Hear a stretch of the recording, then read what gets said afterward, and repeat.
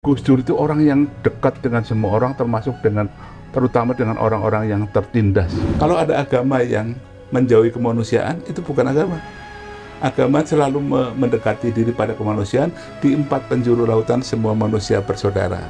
Kemudian Gus Dur bilang, gak usah sedih, gak usah sedih. Tuhan aja anaknya satu masuk Kristen.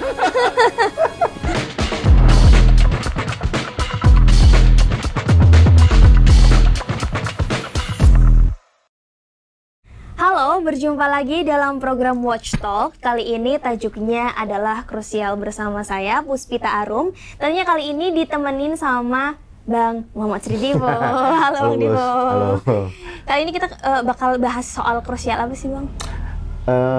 Kita baru saja melewati tahun baru Imlek dan kita akan membahas sejauh mana Imlek itu dan juga orang-orang yang merayakan, karena memang Imlek ini sudah ditetapkan juga menjadi libur nasional, artinya sudah menjadi bagian dari masyarakat Indonesia dan Indonesia itu sendiri.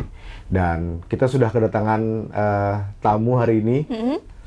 Bapak Budi Santoso Tanuwibowo. Ini adalah Ketua Umum Dewan Kerohanian dan juga pengurus Matakin Pusat ya Pak? Ya.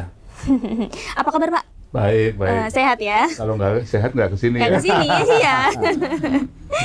Berarti yang pertama-tama harus kami ucapkan adalah selamat tahun baru Imlek. Artinya kita sama-sama merayakan. Nah, tapi Imlek bahwa ini adalah tahun baru yang umumnya dirayakan oleh umat Konghucu dan juga masyarakat yang merayakannya. Yeah. Kemudian bagaimana kita memaknai tahun baru Imlek itu sendiri gitu, baik itu dari umat Konghucu dan juga masyarakat yang merayakan, karena nggak hanya masyarakat Tiongkok, tapi juga masyarakat seluruh dunia, termasuk masyarakat Indonesia juga ikut merayakannya. Ya, bahkan kemarin ada YouTube di Gedung Putih juga dirayakan. Entah benar entah enggak, saya nggak tahu ya. Makna Imlek itu banyak. Yang pertama adalah momen kontemplasi, untuk memperbaharui diri. Ada sebuah nasihat Konghucu yang mengatakan, jika suatu hari dapat memperbaharui diri, perbaharuilah terus dan jagalah agar senantiasa baharu. Karena baru sekarang, mungkin sore nanti sudah lama. Apalagi di dalam abad teknologi ini, perubahan demikian cepat dan akan semakin cepat. Sebuah program komputer katakanlah yang detik ini terbaru, detik kedua sudah kadaluarsa. Jadi momen untuk kontemplasi dan memperbarui diri. Kemudian kedua, Imlek itu sejatinya kan awal hari pertama dari sebuah sistem penanggalan. Dan penanggalan itu mempunyai tahun pertama. Kalau kalender Islam pakai tahun Hijriah. Kalau kalender internasional atau yang aslinya kalender Kristiani awal Masehi. Nah, demikian juga kalender Saka itu awalnya punya perhitungan sendiri. Jadi kalau Kung Celi itu adalah tahun Konghucu. Artinya tahun pertamanya dihitung sejak Konghucu lahir, dan ini bisa dilihat dari kalender-kalender kuno. Nanti mungkin bisa disisipkan gambarnya bahwa kalender waktu Indonesia dijajah Jepang maupun dijajah Belanda sebelumnya sudah ada gitu. Jadi udah ada kalender Konghucu. Bukan bikinan Matakin atau bikinan saya gitu. Jadi ada penanggalan sendiri, dan awal tahunnya dihitung sejak Konghucu lahir. Karena Konghucu itu lahir 551 sebelum Masehi, sebelum Yesus, maka tahunnya lebih tua 551. Maka kalau sekarang 2023 Masehinya, tahun Kung Celinya, tahun Konghucunya adalah 2023 ditambah 551, 2574 Kung Celi, artinya tahun Konghucu. Dan Imlek karena sistemnya diatur sedemikian rupa, awal tahunnya selalu jatuh di awal musim semi. Musim semi itu 4 Februari. Kenapa 4 Februari? Karena titik tengah antara 22 Desember sampai 21 Maret. Itu 4 Februari. Tapi bergeser antara 21 Januari sampai 19 Februari. Jadi Imlek kemarin kan 22 Januari. Tahun depan pasti mundur ke Februari. Kenapa? Karena nggak boleh lewat itu. Konversinya ditambah bulan ke-13. Jadi akan mundur. Mundurnya pun nggak lebih dari 19 Februari, seperti itu. Maka awal musim semi adalah awal untuk bercocok tanam masyarakat pada waktu itu. Karena waktu itu kan pekerjaan hanya bertani sama nelayan ya. Kalau sekarang kan ada yang jadi biro jasa, biro jodoh, bahkan seperti itu. Nah kemudian Imlek juga merupakan momen selama 15 hari, selama 21 hari untuk melakukan silaturahmi. Karena perayaan Imlek sendiri dimulai seminggu sebelum Imlek. Di situ seminggu sebelum Imlek, kalau kemarin 22 Januari, berarti seminggu sebelumnya pada hari yang sama, karena kemarin jatuhnya minggu, dari minggu sebelumnya adalah momen yang disebut Hari Persaudaraan, di mana orang-orang yang mau merayakan Imlek harus, yang mampu, harus menyantuni saudara-saudaranya, kerabatnya yang mau merayakan Imlek tapi nggak punya dana. Jadi ada bakti sosial.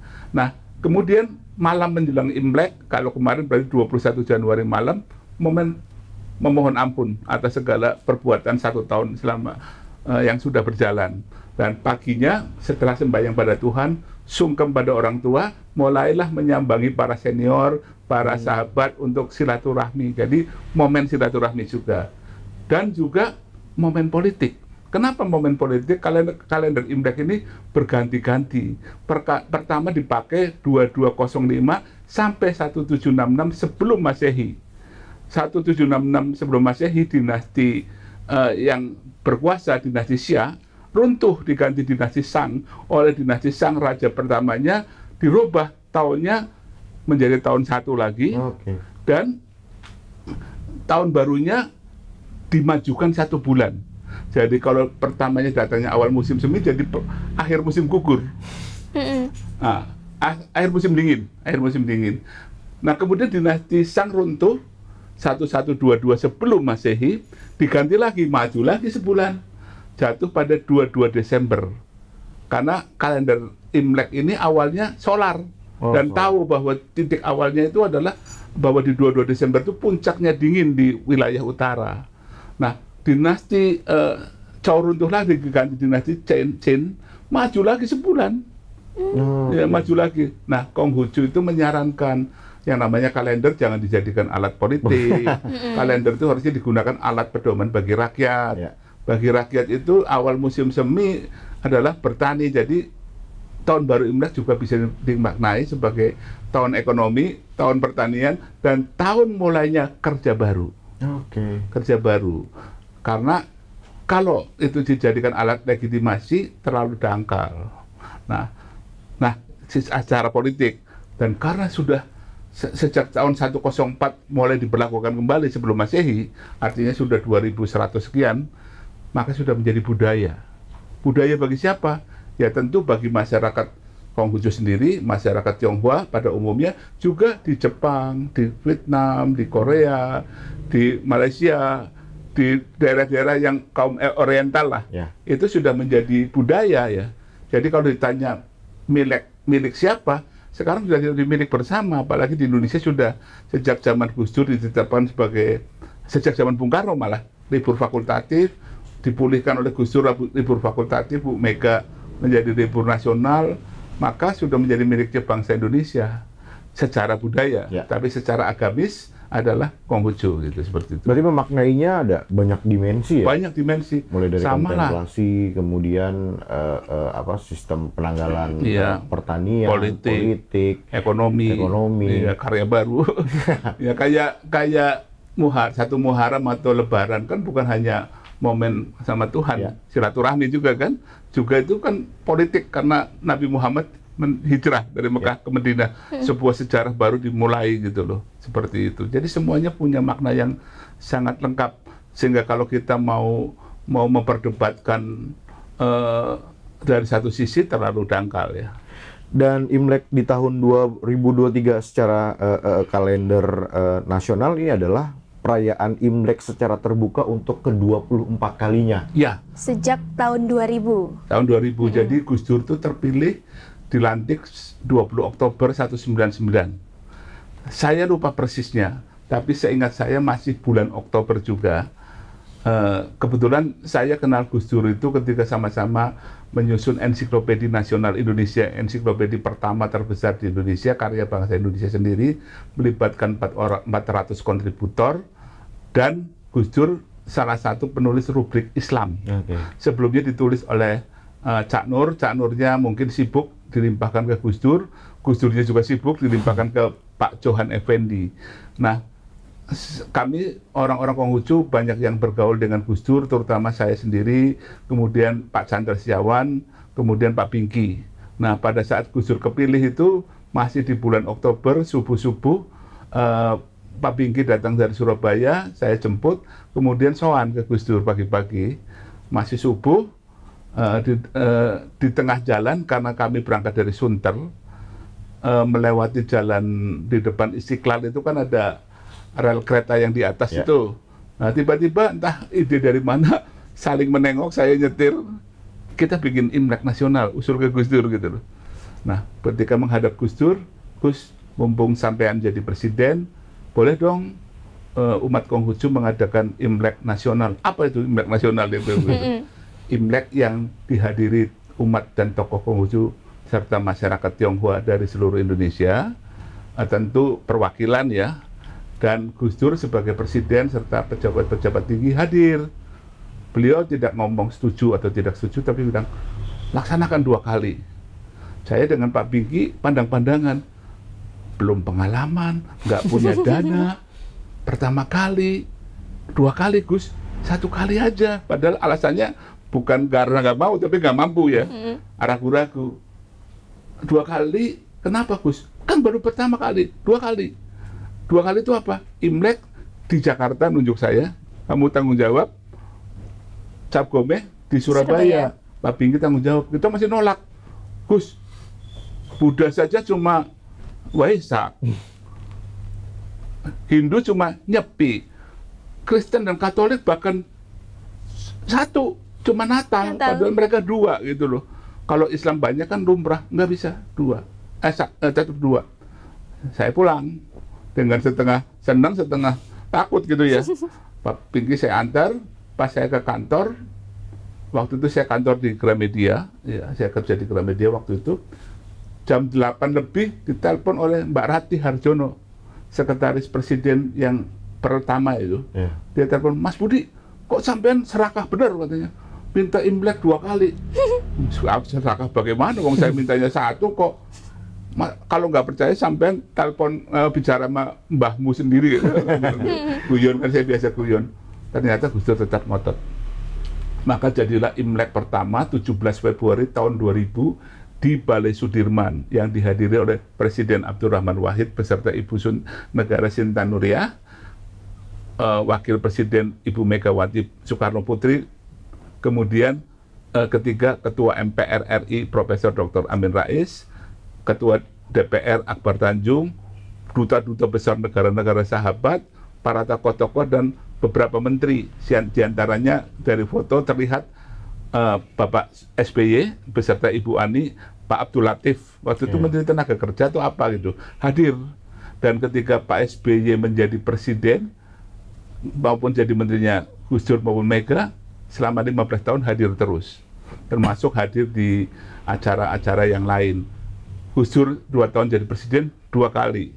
Ibu Mega menggantikan Gus Dur pada 17 Februari tahun 2001 juga hadir dan bahkan menetapkan Imlek sebagai hari nasional di depan audiens secara spontan. Yang saya tahu bisik-bisik dengan Menteri Pendidikan pada waktu itu yang menjadi Menteri Agama ad interim Pak Malik Fajar, ada Pak Kwikian juga, ada Pak SBY juga. Saya menemani Gus Dur di pojok karena waktu itu kan Gus Dur baru lengser, jadi nggak mau dekat-dekat dengan presiden gitu loh. Nah, di situ ditetapkan secara spontan dan Ibu Mega hadir 3 kali gitu sebagai presiden. Nah, itulah sejarahnya spontan. Ketika Imlek mau dirayakan, saya mulai bekerja, cari dana segala macam, terus saya menghadapi kendala karena masih berlakunya Inpres 14 tahun 67. Nah, saya mau masuk ke sana. Sebenarnya gini, di tahun 2003 ini perayaan Imlek secara nasional, secara terbuka itu baru ke-24 kalinya. Artinya yang pertama di tahun 2000. Sebelumnya ini gimana nih Pak?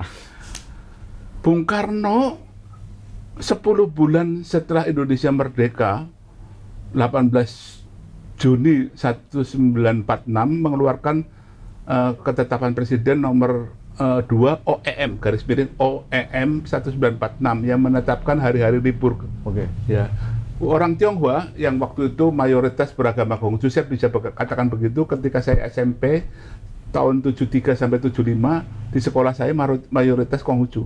Kebetulan sekolah saya 95% orang Tionghoa. Nah, beliau menetapkan 4 hari libur fakultatif ya. 4 hari liburnya urut. Yang awal kan Imlek. Ya. Habis Imlek Cengbeng, Sadranan, Qingming. Nah, kemudian hari wafat dan hari lahir. Hari wafatnya bulan 2 soalnya, jadi hari lahir itu bulan 8. Jadi 4-4-nya ini hari libur dan itu nggak pernah dicabut ya, nggak pernah dicabut gitu loh. Tapi kemudian karena dan ketika undang-undang PNPS-nya kan undang-undang sementara, tahun 69 sudah masuk pemerintahan Pak Harto ditetapkan sebagai undang-undang. Ya seperti itu. Artinya Konghucu itu meskipun dikatakan di Undang-Undang Nomor 1 PNPS 14 tahun 67 itu dikatakan sebagai bahwa segala adat istiadat, agama dan kepercayaan orang Tionghoa hanya boleh dirayakan di ranah internal pribadi. keluarga. Kenyataannya nggak menyebut Konghucu tuh, juga nggak menyebut Tao. Kan agama dari Tionghoa itu kan Tao sama Konghucu gitu loh. Tidak dilarang gitu loh. Tapi kenyataannya baru tahun 78 tuh efektif. Ketika keluar surat edaran Menteri Dalam Negeri Amir Mahmud tahun 78, bulannya November kalau tidak salah, yang menegaskan bahwa di KTP hanya ada 5 agama di luar Konghucu. Sejak saat itu baru dilarang. Matakin kan mau merayakan hari kemerdekaan yang ke-50 tahun 95 aja tidak boleh kalau pakai nama Konghucu atau Matakin. Harus pakai nama lain ya. Kita bilang masa warga negara merayakan kemerdekaan nggak boleh gitu. Artinya di tahun 78 itu tadi ya, yang di kolom KTP itu mempengaruhi jalan sejarah. Konghucu. Termasuk menikah susah, nggak boleh. Karena Konghucu bukan agama. Dasarnya apa? Surat edaran Menteri Dalam Negeri. Padahal ada Undang-Undang Nomor 1 PNPS 65 yang masih berlaku bahwa agama-agama yang banyak dipeluk oleh masyarakat Indonesia, penduduk Indonesia, yaitu Islam, Kristen, Katolik, Hindu, Buddha, dan Konghucu. Meskipun demikian ada penjelasannya bahwa mereka yang beragama Shinto, Zoroastrian, Bahai, Sikh, Tao, Yudaism itu boleh gitu loh. Tapi kenyataannya zaman itu yang namanya surat edaran bisa ngalahin keputusan presiden. Pada akhirnya banyak teman-teman dari umat Konghucu yang menikah harus mengubah agamanya dulu. Bukan hanya merubah, banyak eksodus. Banyak, kayak saya sendiri ketika Konghucu dilarang, saya sudah kelas 3 SMA, semester 2. Zaman saya semester 3-nya kan diperpanjang oleh Pak Daud Yusuf itu setengah tahun. Jadi semester 3-nya agama saya ganti. Pada waktu Buddha, saya masuk IPB juga pelajarannya Buddha gitu loh. Seperti itu, KTP juga kontak-ganti gitu loh. Meskipun secara pribadi masih menganut. Iya, ada yang secara pribadi yang memang benar-benar pindah. Ya, kalau kita baca statistik di Biro Pusat Statistik BPS itu tahun 71 masih ada penduduk berdasarkan agama. Pada waktu itu umat Konghucu jumlahnya 0,7%, Buddha juga 0,7%, Hindu sekitar 0,8%. Ya, seperti itu. Jadi kondisinya itu sampai akhirnya membuat teman-teman umat dari Konghucu ini harus berganti agama, rumah ibadah berganti nama, yang kelenteng jadi diwiharakan, segala macam seperti itu. Dan itu berimbas sampai sekarang gitu loh. Karena hingga akhir tahun 2000 semua bisa lebih terbuka. Ya, tapi kan belum, KTP masih ada masalah. Nah, KTP itu saya menghadap lagi tuh. Waktu itu Menteri Dalam Negerinya kan Pak Suryadi Sudirja, mantan Gubernur DKI. Saya pagi-pagi sendirian waktu itu, Gus, KTP masih masalah. Itu kenapa? Saya jelaskan. Dipanggil tuh. Langsung Pak Suryadi Sudirjanya pagi-pagi itu. Saya kan nggak enak gitu loh. Tapi kemudian Pak Suryadi mengeluarkan surat, saya lupa nomornya, tapi tanggal 31 Maret tahun 2000. Karena pas ulang tahun saya yang 40. Ya. Nah, di situ KTP-nya boleh lagi. Dan belum selesai semua, zaman Ibu Mega membereskan Imlek jadi hari nasional, karena pada waktu pidato diingatkan bahwa ayah beliau dulu menetapkan 4 libur gitu loh. Terus kemudian 2006 baru diberesin semua sama Pak SBY. Pendidikan di sekolah, pendirian rumah ibadah, bahkan kelenteng Kung Miao di Taman Mini itu berdiri zaman Pak SBY. Tahun 23 Desember tahun 2010 diresmikan. sedangkan pembangunannya tanggal 2 Februari 2009. Jadi sekitar 6 tahun masa transisi itu ya secara... Iya, transisi, dan sampai sekarang pun masih transisi. Karena posisi Konghucu di Departemen Agama hanya sebagai Kapus Pindik, itu selevel direktur. Sedangkan agama yang lain direktur jenderal. Direktur jenderal kan report to menteri. Ya. Politik anggarannya tentu berbeda. Sedangkan Kapus Pindik atau direktur itu reportnya ke sekjen. Dan pengaruh nggak Pak? Ya, pengaruh dalam pelayanan, dalam leveling. Kalau menghadapi kanwil kan, kalau dirjen kan lebih tinggi. Ya. Kalau ini kan sejajar. Kemudian anggarannya, pelayanannya tentu berbeda sekali. Tapi Pak, saya ingat waktu Bapak banyak bercerita dan sering berkomunikasi dengan Gus Dur. Saya sedikit mau mengulas nih Pak, sejauh mana kedekatan Pak Budi ini dengan Gus Dur waktu itu? Gus Dur itu orang yang dekat dengan semua orang, terutama dengan orang-orang yang tertindas ya. Oke. Gus Dur itu kalau bela, kalau yang lain mungkin bela dalam hal wacana, berupa sikap, dukungan, kalau Gus Dur pasang badan loh. Pernah ketika Konghucu tidak mendapat tempat di KPU, demo aja kamu, demo, saya di belakang. Setelah demo, kita bikin konferensi pers di PBNU yang masih belum diperbaiki pada waktu itu. Gus Dur bukannya di belakang, tapi di depan. Satu kalimat yang saya ingat sampai sekarang, mengganggu matakin, mengganggu mataku. Padahal buat Gus Dur, mata itu kan hal yang sangat penting gitu, seperti itu. Seperti itu, dia pasang badan, bahkan dia mendirikan Yayasan Nur Kebajikan. Nur itu cahaya bahasa Islam, kebajikan khas Konghucu. Intinya bagaimana memperjuangkan Konghucu. Dan dia bilang, kalau saya sudah serius, saya akan taruh ketuanya Bondan Gunawan, almarhum, yang kemudian menjadi seknek zaman beliau. Saya sudah lobang dulu, kemudian menjadi Menteri Sekretaris Negara.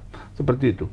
Jadi Gus Dur itu pasang badan. Sebelum Gus Dur jadi presiden, saya malah sering main di Ciganjur, berduaan di ruangan, di kamarnya di paling depan, masuk kamar, masuk pintu sebelah kiri, sambil dengerin Beethoven gitu, sambil dia cerita. Saya senang juga lagu Ebit Ayah, terutama syair bahunya yang dulu kekar dan terbakar matahari, dia mengingatkan kakeknya, katanya seperti itu. Jadi banyak sekali kenangan sama beliau.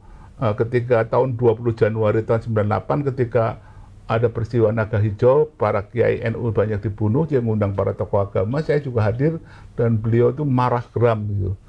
Saya bilang ke Gus Dur, Gus, sampai sebagai ketua umum PBNU harus marah, saya bilang kiainya terbunuh gitu. Harus marah Gus, kalau nggak marah ngapain jadi ketua PBNU? Dia marah gitu. Setelah marah saya tetap bilang, tapi sampai juga pemimpin bangsa loh. Kalau sampai marah, jadinya apa seperti Indonesia? Dia turun. Emosinya naik turun, saya bilang lagi. Nah sekarang tinggal sampean memilih sebagai ketua umum PBNU atau sebagai tokoh bangsa. Dan kita tahu pasti pilihannya sebagai pemimpin bangsa, sehingga dia kemudian kalem down. Gus Dur itu harus begitu ngomongnya. Harus dikasih dua ekstrem.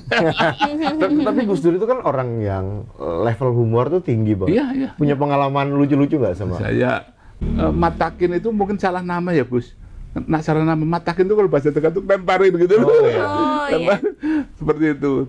Nah, terus dia cerita, ada kiai kemarin datang ke rumah saya ngeluh bahwa pesantrennya sudah dibangun besar, anak dia satu diharapkan menggantikannya masuk ke agama lain, ya. Kemudian Gus Dur bilang, nggak usah sedih. Tuhan aja anaknya satu masuk Kristen, dia bilang. Seperti itu. Ya, itu guyon-guyon khas Gus Dur. Ya. Oke, Pak, meskipun umat Konghucu di Indonesia sepertinya pasang surut, naik turun. Tapi sepertinya umat Konghucu dan juga teman-teman teman-teman dari umat Konghucu ini punya peran, punya kesejarahan dengan Indonesia. Tapi mungkin jangan dijawab dulu sekarang. Kita bakal balik lagi di segmen yang kedua. Jadi jangan kemana-mana.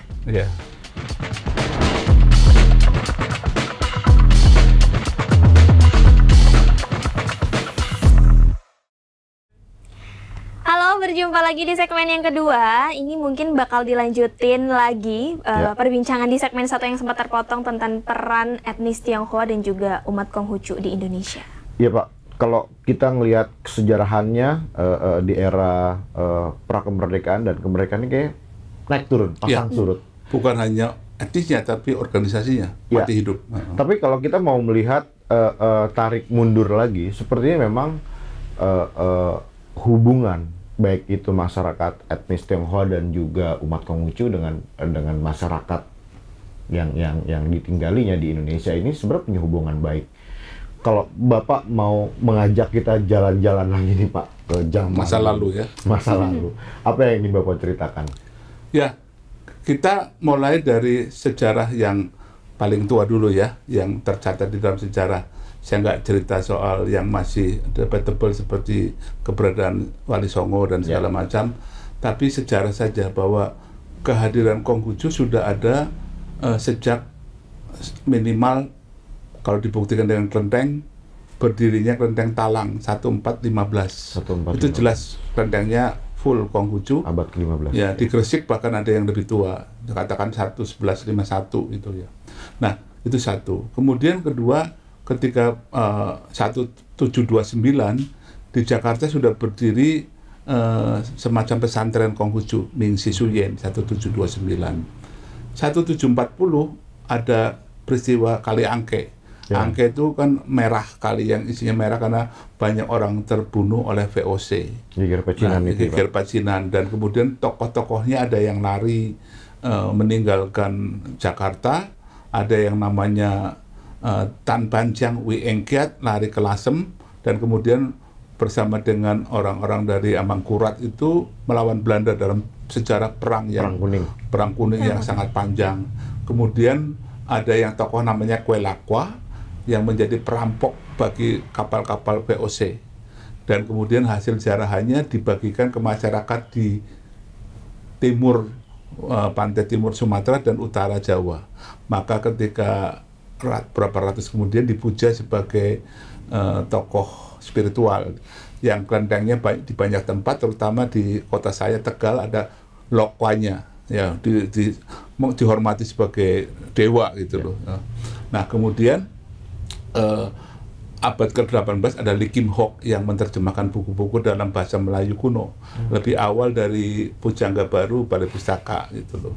Nah, kemudian organisasi modern, katakanlah ada sudah 17 April 1900 yang namanya Chunghwa Huekuan atau Tionghoa Huekuan, yang tujuan awalnya adalah bagaimana mengajarkan orang Tionghoa yang waktu itu dianggap berperangai kasar karena berasal dari para perantau, menjadi masyarakat yang lebih terdidik dengan memurnikan, memberikan ajaran Konghucu, yang kemudian karena lebih fokus pada pendidikan saja, kredonya itu ada pendidikan tiada perbedaan, maka seksi agamanya ini kemudian memisahkan diri, membentuk makin-makin itu majelis agama Konghucu Indonesia di masing-masing kota. Yang pertama berdiri itu Solo, Makin Solo 1918, dan kemudian diikuti kota-kota lain, dan mereka kemudian melakukan kongres pada 12 April 1923 mendirikan organisasi pusat yang sekarang bernama Matakin, Majelis Tinggi Agama Konghucu Indonesia. Jadi Matakin itu berdiri bottom up, bukan top down, seperti itu. Nah, kemudian Matakin tahun 23 ketika Jepang masuk itu mati, karena dianggap pro kemerdekaan, dimatikan. Baru berdiri lagi 16 April 1955. 2 hari sebelum konferensi Asia Afrika. Dan pada konferensi Asia Afrika itu Bung Karno kan menyebutkan salah satu disebutkan agama Konghucu, seperti itu. Nah, itu. Kemudian kalau kita lihat tokoh-tokoh yang berjuang, banyak orang-orang Tionghoa yang kita kenal lah, seperti yang sekarang sudah jadi pahlawan nasional, John Lee, segala macam.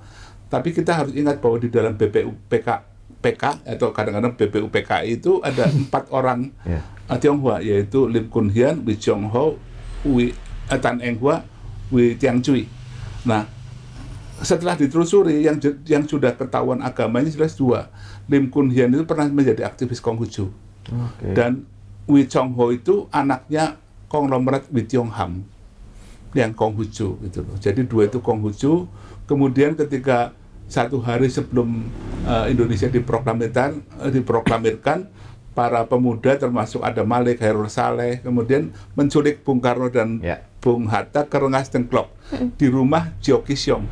Jio Kisyong itu orang Konghucu, dan mungkin 5-6 tahun yang lalu kami jumpai kuburannya hanya berupa tanah begitu saja. Kami buka dan kami mendirikan Yayasan Rumah Sejarah Jio Kisyong sebagai bukti bahwa orang-orang Tionghoa dan orang-orang Konghucu itu sudah berperan lama. Maka kalau kita diminta BPIP untuk bicara soal Pancasila 100, kalau kita meyakini Pancasila 100%, kita telah menjadi Konghucu. Demikian juga kalau kita meyakini ajaran Konghucu telah menjadi Pancasila. Kenapa? Karena ketuhanan yang Maha Esa dikatakan di dalam agama Konghucu, tiada pintu maaf selain pada Tuhan.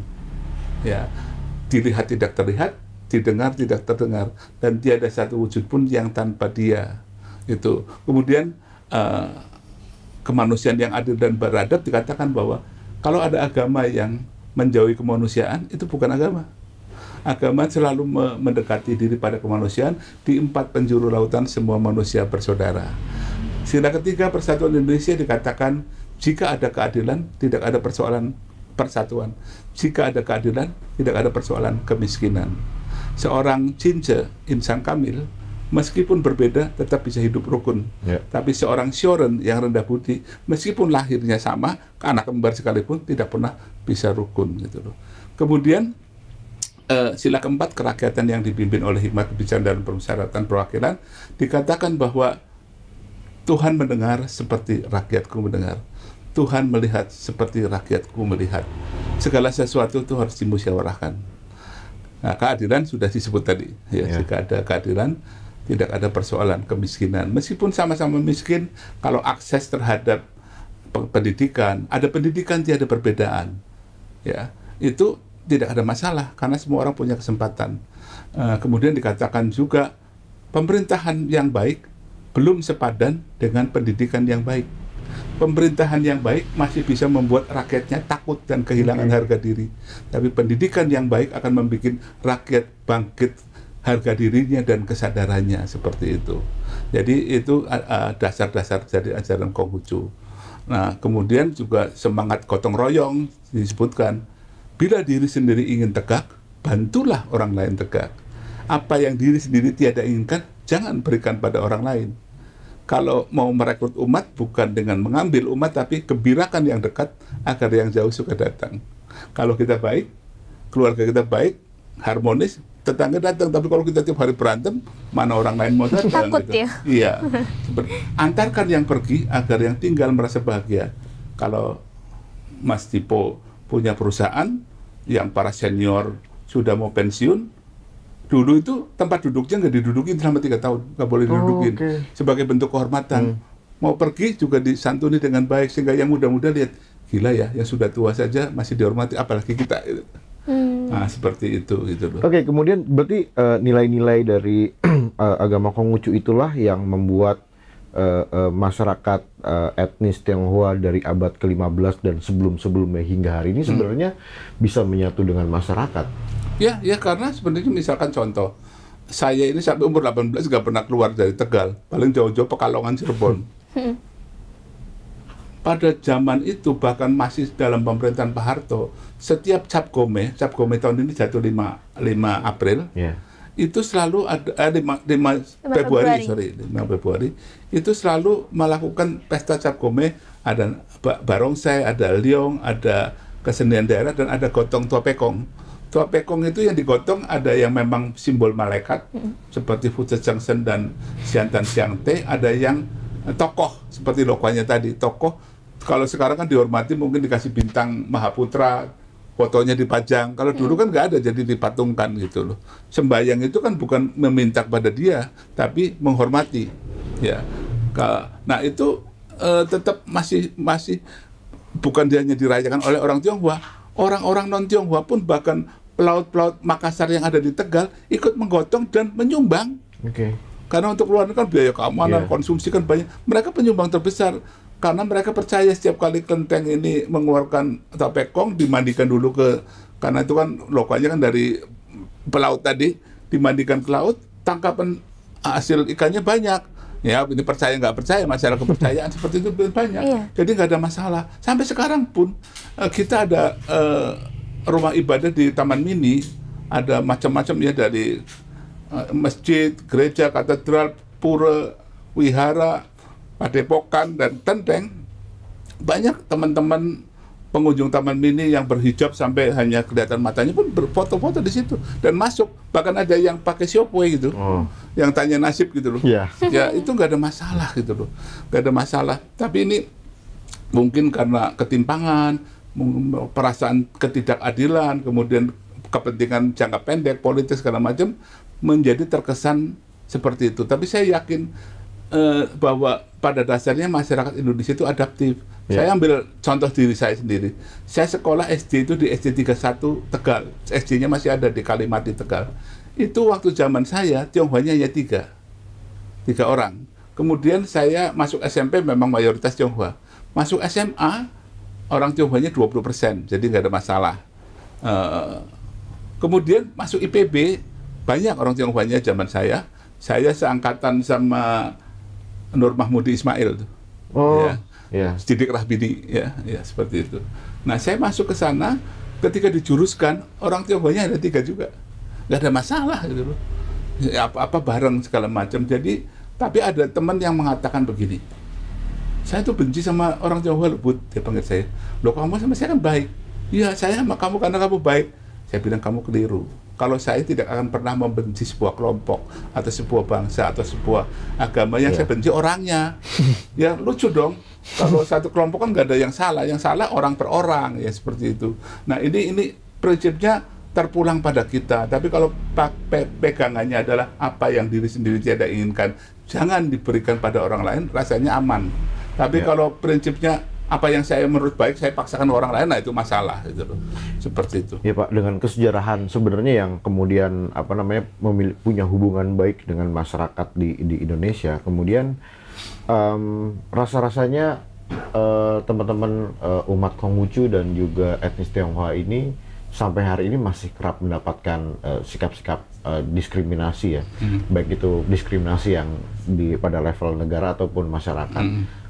Pengalaman diskriminasi apa Pak yang barangkali masih bisa terasa hingga saat ini? Karena kalau tadi Bapak nyebut bahwa di tahun 78 ketika kolom agama masuk KTP kemudian begitu terasa, apakah kemudian masih ada problem-problem struktural seperti tahun itu yang hari ini masih terasa? Kalau pengalaman pribadi sebagai warga negara diskriminasi saya nggak pernah. Kebetulan teman saya baik-baik saja, baik-baik saja. Bahkan waktu SD saya sering ada anak nakal kan biasa. Ketika mereka nakal, teman-teman yang lain bantuin saya, bukan bantuin orang yang satu etnis gitu loh. Tapi di dalam agama Konghucu memang orang Tionghoa memang pernah dibedakan oleh Belanda kan sebagai orang tengah kan. Nah itu membekas tentunya. Nah tapi ketika Orde Baru keluar ketetapan yang PP 55, kemudian soal surat edaran Menteri Dalam Negeri yang Konghucu dihilangkan, itu bermasalah. Ada teman saya yang sampai menggugat ke pernikahannya karena nggak bisa dicatatkan di catatan sipil, dan kemudian dibela oleh Gus Dur segala macam sampai akhirnya menang, dan akhirnya dituntaskan zaman Pak SBY 2006, pernikahan semua bebas segala macam. Yang masih membekas seperti sekarang, kalau di dataran masyarakat tentu masih ada ya, karena kadang-kadang banyak orang-orang yang punya kepentingan jangka pendek mempolitisasi ini. Tapi kalau di dalam hukum negara masih ada sedikit, misalkan yang menimpa umat Konghucu. Umat Konghucu sekarang baru dilayani di level direktur, Kapus Bindik, yang levelnya mereport kepada Sekjen. Sedangkan agama lain, Islam, Kristen, Katolik, Hindu, Buddha, reportnya ke Menteri Dirjen. Jadi di situ masih ada pembedaan. Dan ini sebenarnya sudah pernah diberikan surat keputusan presiden, peraturan presiden yang menegaskan bahwa Konghucu juga punya dirjen. Cuma dirjennya ini yang belum terbentuk, kemudian peraturannya tanpa dicabut, ada peraturan bahwa Konghucu punyanya Kapus Bindik. Nah ini adalah sudah saya sampaikan termasuk kepada Presiden Jokowi agar ini direvisi, karena kehadiran dirjen bagi agama yang salamnya juga selalu diucapkan, salam kebajikan, seharusnya mendapat kedudukan yang sama gitu loh. bahwa umat Konghucu sekarang jumlahnya relatif lebih kecil dari yang lain, itu kan karena dasarnya KTP. Banyak orang yang belum pindah KTP-nya karena masih was-was trauma masa lalu. Dan apapun semuanya harus mendapat perlakuan yang sama. Contohnya gini lah, Pak Jokowi kan sudah begitu bagus membangun infrastruktur di mana-mana termasuk di Papua, yang mungkin secara ekonomis belum visible seperti di daerah lain. Tapi demi keadilan dibangun merata. Seperti harga bensin yang juga disetarakan. Nah, seharusnya juga terhadap agama Konghucu juga diberi wadah yang sama, tempat yang sama, yang selevel agama lain, dirjen.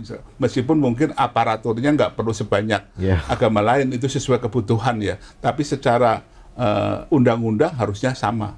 Karena kalau tidak berarti perlakuan negara adil terhadap rakyatnya masih ada pembedaan, meskipun tidak seperti dulu gitu. Karena sejak tahun 2006 sampai sekarang sejak Gus Dur sampai sekarang kedudukannya nggak berubah banyak gitu.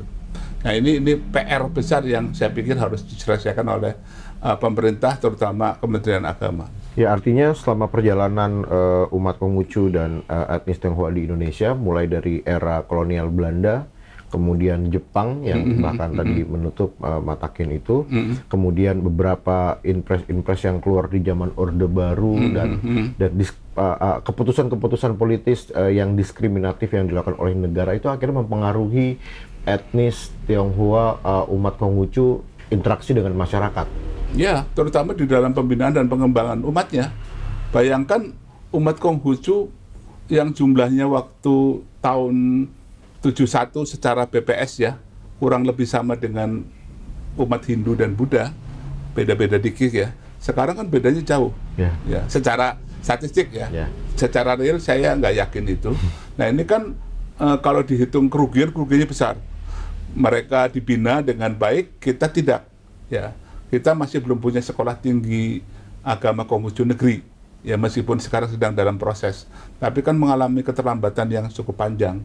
Tadi pembinaannya masih di level direktur Kapus Pindik, bukan dirjen. Padahal kebutuhannya harusnya lebih banyak karena dibangkitkan kan.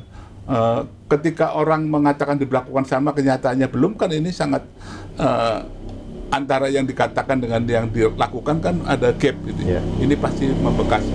Saya beberapa kali minta umat Konghucu, bahkan termasuk pengurus yang masih mempertahankan KTP dengan agama yang tidak diyakini, tapi nggak mau pindah karena nanti takutnya politik berubah lagi. Seperti itu. Ketakutan seperti ini kan nggak bisa dijawab hanya dengan meyakinkan. Kalau apalagi yang ngomong bukan di level pemerintahan yang mengambil keputusan gitu loh, seperti itu. Jadi ini PR besar yang harusnya bisa diselesaikan oleh pemerintahan sekarang maupun pemerintahan 2024 gitu. Tapi harusnya jangan sampai 2024. Tapi kalau di level masyarakat itu suka masih ada nggak sih Pak tindakan-tindakan diskriminatif atau rasial kayak Cina lo, kalau mungkin kita di circle kita, di hubungan kita nggak pernah ketemu orang-orang kayak gitu ya, tapi saya juga akhirnya penasaran juga apakah sikap-sikap seperti itu yang banyak ditemuin di zaman-zaman dulu itu masih ada hingga hari ini. Saya bilang sih, kalau misalkan hanya Cina lu, kan ada yang nadanya bersahabat. Ini kan Cina, ini kan Batak, itu kan biasa. Tapi yang menghina itu sejauh yang saya lihat dulu pun, karena mungkin tampang saya kan Cinanya dikit sekali ya, nggak terjadi. Cuma pernah waktu menjelang kerusuhan Mei, saya naik taksi, dia bilang ini sebentar lagi orang Cina di ini, Cina begini. Dia nggak tahu bahwa saya Cina. Ya seperti itu. Tapi ada juga yang bilang kalau misalkan masuk ke kampung Cina, ya anak-anak lah itu sih. Ya bukan dalam konteks menghina, ya seperti itu. Bahkan dosen saya pernah ketika saya KKN, dia cerita, dia ninjau kita KKN, kuliah kerja nyata ya, bukan korupsi kolusi nepotisme ya. Dia bilang bahwa sekarang ada perubahan di IPB katanya pada tahun 82. Saya ingat karena itu final sepak bola Brasil kalah sama Italia 4-2 gitu. Nah, dia bilang bahwa sekarang masuk fakultas teknologi itu tidak lagi pakai nilai. Teman saya nanya, kenapa sih nggak pakai nilai? Ya kalau nggak pakai nilai yang masuk Cina semua katanya. Nah, terus saya ada di situ. Pas saya ke belakang, teman saya bilang, Budi itu Cina loh katanya. Begitu saya datang, Bu, ya saya bukannya menghina, enggak Bu, saya itu jujur bangga gitu. Namanya jago Padahal hitung-hitungan. nggak ya. seperti itu. Contoh ya, saya di SMP 5, 95% orang Tionghoa, 5% orang lain, mungkin kurang bahkan 3%. Juara satunya orang Sunda yang kemudian menjadi deputi BPPT. Iya. Saya malah nomor 2 waktu itu, kalah gitu. Memang dia lebih pintar gitu. Jadi bohong itu yang mengatakan ada etnis tertentu yang lebih hebat itu nggak ada lah. Orang Indonesia itu kan juga pintar-pintar, cuma rasa cintanya pada tanah air ini yang perlu ditingkatkan. Ya itu aja sih. Jadi enggak lah. Ya, tadi ini juga jadi cerita lucu nih Pak ya. Jadi bahwa kemudian dosen Bapak juga nggak bisa mengidentifikasi bahwa Bapak ini adalah keturunan Tionghoa Cina dan lain sebagainya. Tapi kalau mau kita melihat penyebaran nih masyarakat keturunan di Indonesia. Kalau Bapak ngatanya gimana sih Pak? Karena kan sudah banyak ya Pak. Kalau kita mau melihat bahwa keturunan Tiongkok ini sudah kawin-mawin dengan masyarakat Indonesia. Kemudian bagaimana kita mau mengidentifikasi keturunannya orang ini udah campur semua nih. Iya. Nah, sekarang kalau dilihat statistik terbaru yang separuh jalan sensusnya karena terbentur COVID kemarin, bahkan di seluruh provinsi yang waktu itu 34 ada umat Konghucunya loh, meskipun di Papua mana cuma 1 orang. Ya artinya ada semua. Jadi agama Konghucu mungkin kalau secara total nasional jumlahnya nomor 6 dari agama yang lain. Tapi kalau per daerah belum tentu loh. Karena contohnya di Kepulauan Seribu itu hanya ada 3 agama dan Konghucu ada. Nah, seperti itu gitu. Jadi kan nomor 3 ya. Apalagi di Bangka Belitung ya, bisa-bisa nomor 2 bisa atau nomor paling sial nomor 4 lah seperti itu. Nah, kalau soal etnis suku, orang mengatakan etnis suku Indonesia jumlahnya sekian ratus. Apa benar? Kan setiap hari terjadi kawin campur. Kan melahirkan budaya baru, percampuran budaya, melahirkan etnis baru. Ya, seperti saya sering bilang, orang Tionghoa di sini datang awalnya hanya laki-lakinya saja, karena hidup di sana susah, yang mengembala laki-laki. Katakanlah generasi pertama ada seorang Tionghoa, 100% darahnya Tionghoa. Di sini kan nggak ketemu perempuan Tionghoa, kawin sama orang Jawa, punya anak yang generasi kedua kan 50% Tionghoanya, tapi laki, punya marga, kawin lagi sama orang Sunda, Tionghoanya 25%, anaknya laki, punya marga, kawin lagi sama orang Ambon, Tionghoanya tinggal 12,5%, masih punya marga karena laki. Kemudian 12,5%, kawin lagi sama orang Papua, tinggal 6,4%, kawin lagi sama orang Manado, tinggal 3,8%, kawin lagi tinggal 1,5%, kawin lagi tinggal 0,75%. Darah Tionghoanya hanya 0,75, tapi karena punya marga masih dianggap Tionghoa. Kan kacau ini. Ya, secara darah Tionghoanya ya segiat hanya karena punya marga. Sementara kalau anaknya perempuan 50% kawin sama non Tionghoa, hilang itu. Padahal darah Tionghoanya banyak. Jadi secara genetik udah salah, ini salah kaprah. Hanya karena marga. 2, secara gender salah. Seakan-akan yakin bahwa darah itu ditentukan hanya oleh bapak. Padahal belum tentu anaknya bapak loh. Ya, ada bercanda teman saya. Laki-laki kalau punya anak itu, anaknya benar tentu hanya dasarnya iman. Keyakinan ini guyon ya. Kalau perempuan udah yakin itu anak saya gitu. Ini kepercayaan. Jokes nih. Ini jokes itu loh.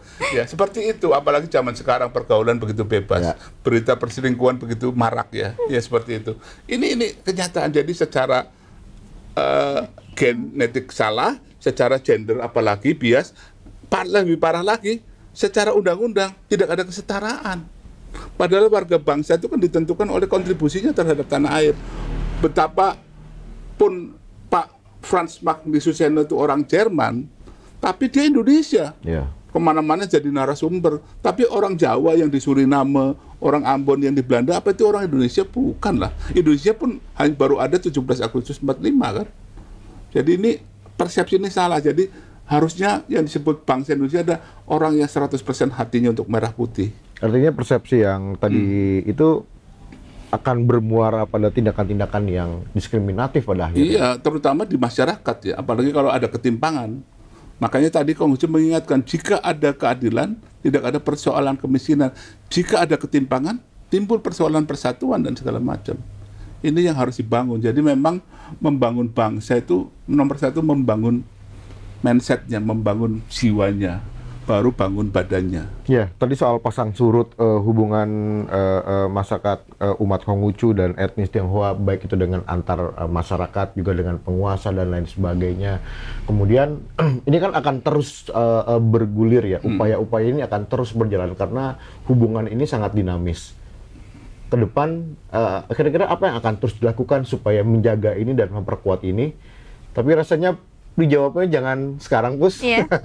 Tapi ada satu pertanyaan terakhir nih mungkin. Tadi kan bahas soal diskriminasi dan lain sebagainya. Mungkin Bang Dipo atau Pak Budi nanti bisa mengkoreksi saya gitu kan. Ada nih mungkin terjadi di Yogyakarta ya. Tentang mungkin hak kepemilikan tanah. Di sana mungkin ada untuk etnis Tionghoa, ada diskriminasi lah. Nah itu menurut Pak Budi sendiri pandangan tentang itu tuh seperti apa sih Pak? Indonesia adalah negara bangsa. Terlepas bahwa sebuah provinsi mempunyai keistimewaan itu karena faktor sejarah. Tapi di dalam hal-hal tertentu seharusnya adalah sama ya perlakuannya. Jadi kalau memang tidak boleh ada hak milik, seharusnya semua, untuk semua warga. Demikian juga kalau diperbolehkan ya harusnya untuk semua. Nah ini mungkin perlu didiskusikan lah. Saya pikir dialog intens, pemahaman, bicara hati ke hati tanpa perlu saling memblame, saling curiga, itu harus dilakukan. Kalau belajar dulu saya sekolah ada tulisan Hono Joroko, tulisan Jawa Hono gitu ya. Kemudian kalau di pangku kan jadi Hon. Kalau di pangku itu orang akan mati gitu. Huruf kalau di pangku itu jadi vokalnya hilang, tinggal konsonan ya, jenisnya seperti itu. Nah ini yang harusnya dibangun. Jadi saya pikir sih mungkin ada baiknya dialog hati ke hati dengan pejabat terkait ya, agar bagaimana mencari jalan terbaik kenapa itu terjadi. Nah sehingga ini akan lebih baik ketimbang blame-blamean. Ketika orang di-blame itu mungkin masing-masing sudah berposisi. Pengalaman saya lewat guyon, lewat puisi, itu bisa cair loh. Ya, saya punya pengalaman ketika Konghucu bermasalah, ada pejabat yang mengatakan selama saya menjabat tidak ada ruang buat Konghucu. Kemudian ketika ulang tahun saya kirimin puisi, kebetulan istrinya suka puisi, kemudian akhirnya jadi luluh. Dan dia pidato di depan, ya ini Pak Mahfud Basuni, mantan almarhum ya, dia mengatakan ketua Matakin itu pintar katanya. Dia tahu saya orang Jawa, kalau di pangku mati. Ya, ternyata jadi baik gitu. Bahkan beliau yang meletakkan batu pertama benteng Taman Mini, dan beliau yang antusias. Karena kalau nggak kenal nggak sayang gitu. Tapi kalau kita sudah jadi sahabat, semuanya serba mudah lah. Makanya di dalam ayat Konghucu kan dikatakan orang maju itu syaratnya 3, belajar dan selalu dilatih, bukan belajar teori saja. Kalau belajar bisnis bukan cukup mempelajari kasus di sekolah manajemen, tapi praktek. Ya karena ketika praktik harus ulet. Ketika buka toko nggak ada yang datang, sebulan udah langsung putus asa kan. Atau dokter yang lulusnya kumlot buka praktek, karena lulusnya kumlot mungkin kutu buku mukanya pucet, orang nggak percaya gitu. Tapi yang nggak sekolahnya lulusnya kemelut gitu ya, karena nggak ada alternatif lain, dia tungguin warungnya lama-lama rame, ya kan seperti itu. Belajar dan selalu dilatih tidakkah menyenangkan? Kalau mau belajar dikasih tahu satu sudut, harus tahu satu titik, harus tahu 3 titik yang lain. Kalau 1 titik kan titik, kalau 2 titik kan jadi garis, kalau 3 titik kan jadi segitiga, kalau 4 titik kan jadi ruang, piramid. Harus holistik gitu loh. Dan dipraktekkan. Orang lain mampu mempraktekkan 100 kali, kita 10.000 kali. 100 kali harus lebih besar. Kemudian yang kedua, ini nggak cukup. Kawan-kawan datang dari jauh, bukankah menyenangkan? Relasi. Orang sukses mana mungkin sendiri, untuk sombong aja butuh orang lain, ya kan? Ya kalau sendirian sombong kan gila gitu kan. Nah yang ketiga, kalau ini juga udah jalan nggak jalan juga karena butuh proses. Meskipun orang tidak mau tahu, meskipun orang ngomongin apa, tetap jalan. Nah ini kan pasti keulatan itu penting. Keulatan itu bukan hanya ulet kerjanya, tapi ulet kupingnya menahan omongan-omongan yang negatif gitu, seperti itu. Oke, itu dia, berarti kita lanjut ke sesi yang ketiga. Jangan kemana-mana.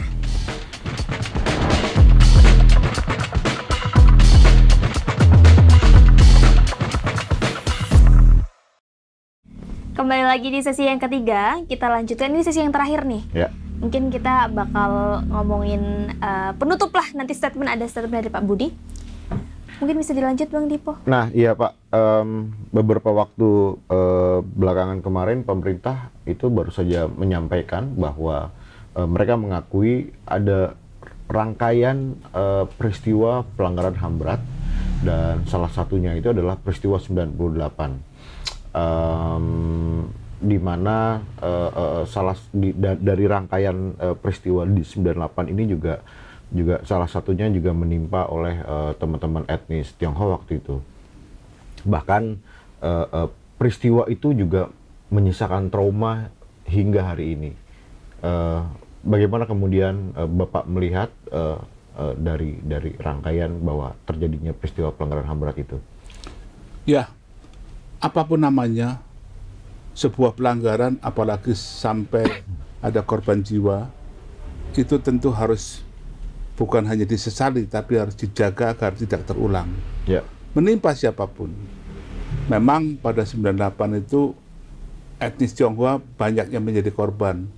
Tapi kebetulan 1-2 hari setelah peristiwa itu, saya keliling, karena saya bekerja di sebuah perusahaan yang punya banyak outlet, saya keliling di outlet itu.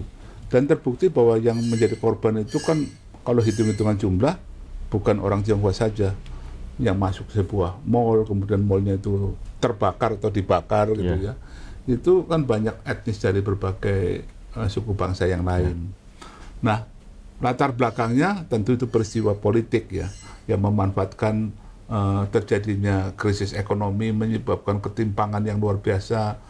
Orang yang mungkin cukup berada, tapi karena punya utang dalam valuta, mendadak nilainya tidak ada, sehingga terjadi ketimpangan luar biasa, dan kemudian dimanfaatkan oleh orang-orang yang punya kepentingan sendiri, sehingga menimbulkan masalah. Nah, politik-politik seperti ini tentu perlu disesali dan perlu diberikan semacam semacam perhatian, terutama oleh negara. Meskipun mungkin kalau kita bicara negara itu kan benda mati, tergantung orangnya, dan orangnya kan ganti-ganti gitu loh. Tapi sebagai sebuah institusi yang mau mayungi, mewadahi seluruh warga, tentu harus mempunyai sikap ya. Dan sikap yang kalau mengacu siapa benar siapa salah, mungkin waktunya belum matang lah, karena mungkin banyak pelakunya atau yang terlibat masih hidup ya. Dan mungkin kalau diungkap secara jelas itu akan menimbulkan luka-luka baru. Maka sungguh arif lah kalau penyikapannya bukan secara yudisial saat ini, tapi bagaimana mengakui itu ada dan ada pelanggaran, dan negara mengakui dan memberikan semacam kompensasi ya, meskipun tidak harus berupa materi seperti itu.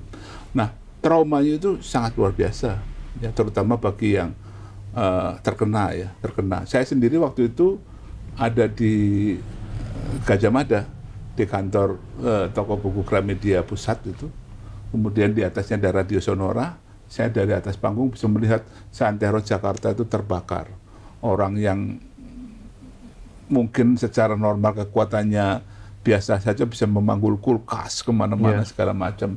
Nah, itu terjadi. Kemudian kalau kekerasan, ya cerita-cerita sudah cukup banyak. Ini adalah pelajaran yang berharga, yang harus tidak boleh terjadi. Makanya kita berubah menjadi negara yang lebih demokratis. Cuma juga perlu saya ingatkan bahwa demokrasi tanpa pendidikan rakyat juga sama saja. Karena suara orang yang tidak paham dengan orang yang paham dihargai sama. Tidak ada kesetaraan, dan orang-orang yang mungkin secara ekonomi belum mampu bisa saja dimanipulasi dengan kekuatan dana. Ini yang harus dijaga sehingga tidak terjadi lagi. Nah, tapi ada hal positif yang membuat saya melakukan refleksi. Dulu hubungan antara Tionghoa dan non-Tionghoa kelihatan sekatnya itu tebal. Sekarang cair. Kita lihat aja di televisi. Bintang film yang Tionghoa banyak, pemain sinetron yang Tionghoa banyak, dan mereka berbaur tanpa melihat etnis lagi. Kemudian tokoh-tokoh politik Tionghoa juga begitu banyak. Nah, ini bagus gitu loh. Pernah ketika orang Tionghoa merasa diskriminasi dan mau mendirikan organisasi, kita menghadap beberapa tokoh. Salah satunya Profesor Sumitro Joyo Hadikusumo, bapaknya Pak Prabowo. Dia mengatakan, kalau orang Tionghoa ingin mendapat perlakuan yang baik, harus berjuang sendiri. Karena masyarakat yang lain pun juga mengalami diskriminasi dalam bentuk lain. Mungkin secara ekonomi, secara keberadaan, dan segala macam. Maka kita harus bisa memperjuangkan nasib sendiri, baru bisa didengar oleh orang lain. Nah, inilah yang harus kita kerjakan bersama-sama. Karena rumah ini adalah rumah bersama. Apa yang dirasakan oleh saudara yang lain harus kita rasakan sebagai penderitaan bersama. Kesukaan yang dirasakan orang lain tidak perlu menimbulkan iri hati, tapi menimbulkan introspeksi bagaimana agar kita bisa sukses gitu loh. Konghucu dan Nabi Muhammad punya ayat yang mirip. Saya pernah bercerita sama Profesor Jimli Asidiki mengatakan, ada ayat Konghucu yang mengatakan, jika kita berjalan bertiga, artinya saya dengan 2 orang, pasti ada yang bisa kujadikan guru. Kalau kulihat yang baik, akan kutiru. Kalau ada yang tidak baik, akan kuperiksa diriku sendiri, bukan memblame orang lain. Pak Jimli bilang, kalau Islam bilangnya, jika jalan bertiga, ada yang jadi pemimpinku, katanya. Akan kuikuti, yang bukan tidak akan kuikuti. Berarti kan sama ya, seperti itu. Jadi, makanya tidak salah sebuah prasasti di China yang mengatakan bahwa Konghucu lahir di timur, Muhammad lahir di barat. Kan secara wilayah kan dia waktu di timur ya. Meskipun terpisah 1.300 tahun, tapi mempunyai kearifan yang sama. Ya, makanya Pak Jimli, Pak Nasaruddin Umar, Said Akil Sirot, dan terutama Profesor Din Syamsuddin selalu menganjurkan, kita adakan dialog Islam Konghucu tiap tahun katanya. Semula hanya membahas soal-soal yang horizontal, tapi belakangan Prof. bicara yang vertikal. Karena Tuhan Konghucu yang Tuhan Islam ternyata sama. Saya guyon juga, memang saya juga dapat pelajaran Islam 6 tahun waktu SD ya. Karena saya sekolah di negeri kota, hanya agamanya hanya Islam. Ya memang bedanya hanya, maaf, B2 sama Khitan. Sembahyang juga harus bersih tikarnya, harus berpuasa, korbannya juga ada korban sapi, kambing. Hanya bedanya ada B2, itu aja, sama. Buat Konghucu, Tuhan tidak boleh diperkirakan, tapi harus diimani, karena itu yakin, dilihat tidak terlihat, didengar tidak terdengar, tanpa satupun wujud yang tanpa dia, gitu loh. Sama gitu loh. Dan saya sering mengatakan, kita ini ibarat mendaki gunung. Ada yang dari utara, dari selatan, dari timur, dari barat. Masing-masing belum sampai puncak. Ribut. Di tengah ketemu macan, di tengah ketemu gajah, ada yang bilang ketemu sapi, ketemu ayam. Ya karena bukan salah, kan memang yang ketemu itu. Karena belum sampai puncak. Begitu sampai puncak, oh ternyata sama ya. Nah kita ini baru tahapan pengembara yang belum sampai tujuan gitu loh. Maka tugas kita agar tidak ada pelanggaran berat atau apapun ke depan, didiklah rakyat. Karena ada pendidikan, tiada perbedaan. Pemimpin harus menjadi contoh kebajikan. Konghucu mengatakan, kebajikan pemimpin laksana angin, kebajikan rakyat laksana rumput. Kemana angin bertiup, ke situ rumput akan merebah. Maka pada perayaan Imlek kemarin, 26 Januari, kita bikin acara di Sasana Kriya. Saya minta para pejabat yang hadir untuk naik ke panggung, dan kita berikan simbol Garuda Pancasila. Jadi artinya rakyat menitipkan kepada para pemimpinnya, tolonglah kalian teladan di dalam pelaksanaan Pancasila. Karena Pancasila itu selalu diganggu-gugat karena dianggap tidak berhasil dan disalah-salahkan, bukan karena Pancasilanya tidak tepat, tapi pelaksanaannya belum tepat. Oke Pak, kemudian kalau kita melihat bahwa hubungan masyarakat etnis Tionghoa dengan masyarakat di Indonesia ini kan terjalin secara natural, bahkan tadi Bapak cerita di challenge bahwa jangan hanya hubungan horizontal, kita coba mendiskusikan hubungan vertikal itu tadi. Nah, artinya gini, dari rangkaian peristiwa hubungan yang pasang surut itu tadi, kemudian teman-teman dari umat Konghucu dan juga masyarakat yang misalkan mau kita identifikasi mereka sebagai etnis Tionghoa yang apa namanya kemudian terus berpacu kemudian mengisi ruang kebudayaan, mengisi mempererat hubungan itu. Nah, sejauh ini Bapak melihat apa nih Pak ruang-ruang kebudayaan yang kemudian perlu diisi nih Pak? Ya, saya pikir harus dibuka semuanya saja. Bahwa di dalam ruang yang bebas itu ada yang kalah dan menang. Jangan dipersepsikan itu seakan-akan mewakili etnis atau agama tertentu. Oke. Selama ini kan persepsi orang kalau Islam itu maaf dianggap miskin, Ya. ya kan? Kita lihat saja orang Bugis, orang Padang, orang Madura itu kan jiwa interpersonalnya hebat Ya. gitu loh. Bahkan yang di timur Indonesia yang agamanya bukan Islam lebih miskin. Ya. Jadi tidak benar bahwa itu karena agama.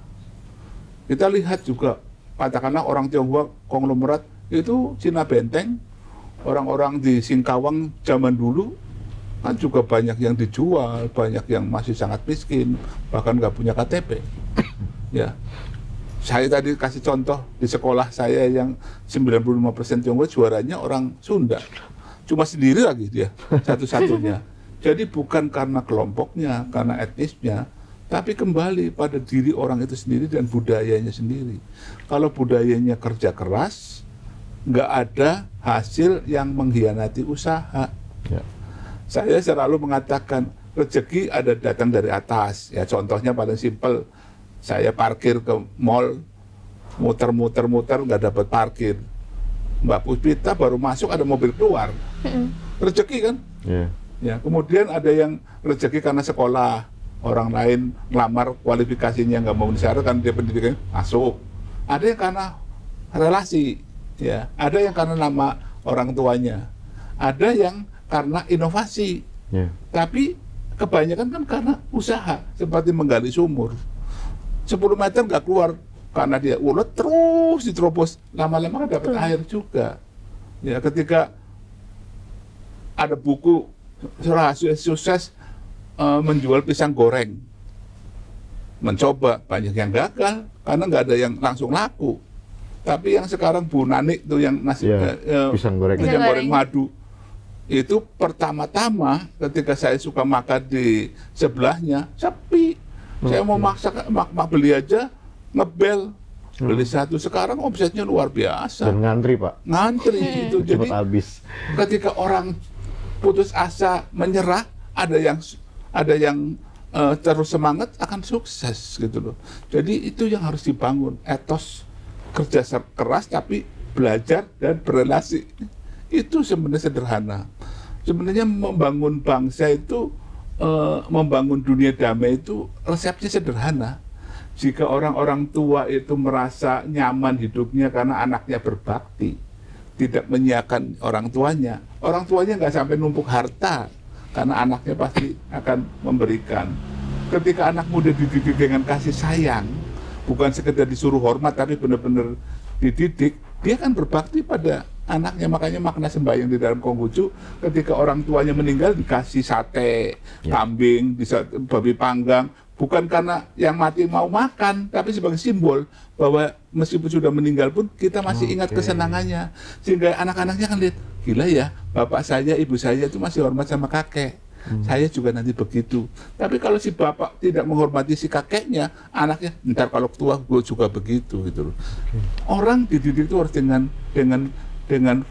teladan, bukan dengan teori. Ini yang harus dididik. Dan kemudian ketika keluarga itu udah bagus, antar keluarga saling percaya, ya terbangunlah damai negara, damai dunia. Sesimpel itu. Dan kalau itu terjadi, itulah yang diperjuangkan Konghucu yang namanya keharmonisan agung dan diterapkan dengan baik di Jepang. Kesebelasannya kalah, bersihin. Meskipun sambil menangis, ada gempa bumi, nggak rebutan sembako, tapi tetap antri. Itu, jadi memang itulah yang PR kita. Kita kan di jalanan ini serobotan terus. Masuk lift aja nggak antri, nggak lihat orang tua nggak apa. Orang belum keluar kita kayaknya masuk dulu. Ini kelihatan sepele, tapi itu penyakit laten yang akan menghambat perkembangan bangsa. Nah, jadi jalan budaya, jalan pikiran ini harus lebih dibangun. Kalau kita sudah membangun infrastruktur yang begitu bagus, masyarakatnya tidak bagus, nanti sebentar juga rusak kalau tidak ada yang merawat. Ini yang harus dibangun. Ini yang harus tidak boleh dilupakan, membangun manusia. Oke, artinya ruang-ruang kebudayaan itulah yang kemudian Dibuka coba luas. untuk dibangun dan dibuka luas. Ya, sekarang kan TikToker, Instagram, orang-orang yang progresif semua kan dari etnis banyak macam. Iya. Malah hal-hal yang dulunya menjadi stigma sekarang jadi bahan guyonan kan. Ketika sesuatu yang sangat tabu kemudian dijadikan bahan guyonan kan cair. Oh, dasar Batak lu, dasar Jawa tuh, Cina nih pelit gitu. Ya, kita jangan lihat pelitnya ya. Kalau misalkan Jawa kan bilang alon-alon watan kelakon, itu kan bukan berarti kita berlambat-lambat, tapi hati-hatinya diperhatikan. Mangan orang mangan kumpul itu bukan berarti kita nggak apa terus atau nggak ngurusin kerjaan, tapi artinya kita kebersamaan tetap harus jaga. Definisi itu yang harus diperbaharui, seperti itu. Nah, inilah yang kalau itu bisa dibangun, saya kok yakin Indonesia bukan nomor 4, nomor 1. Oke. Luar biasa. Itu dia perbincangan kita yang seru banget ya. Ternyata ada yang hal-hal yang baru saya tahu tentang mungkin tentang Tionghoa gitu juga. Ini jadi informasi dan ilmu baru untuk kita semua. Terima kasih. Terima kasih Pak Budi, sudah hadir di Watch Talk. Kami jalan-jalan ke berabad-abad lalu dengan cerita-cerita dan ada nilai-nilai yang bisa kita pahami dan juga barangkali bisa kita implementasikan dalam kehidupan sehari-hari. Pasti bisa kalau kita mau.